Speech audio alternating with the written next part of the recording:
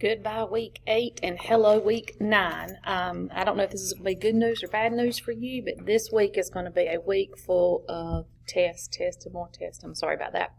But we have iStation.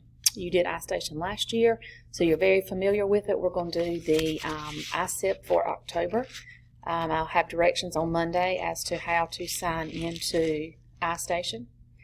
Then on Tuesday, we're going to practice some more proportions. On Wednesday, we're going to do a new test. It's called a passport test. It's going to kind of be like the benchmarks that we used to take. It's going to be a guide that's going to let us know where you're at now and see how you've progressed throughout the year. So please do your best on that. Now for the passport test, you must use a Duplin County Schools device. So you can't use your phone or your own computer or anything like that because it does not have the NC Test app on it.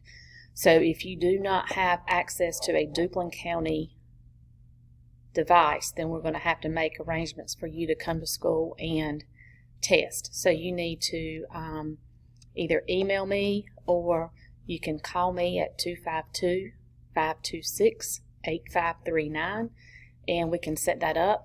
And then on Thursday, we're going to have a quiz on proportions. And then on Friday, we have a unit test, which is going to cover weeks 6, 7, and 8.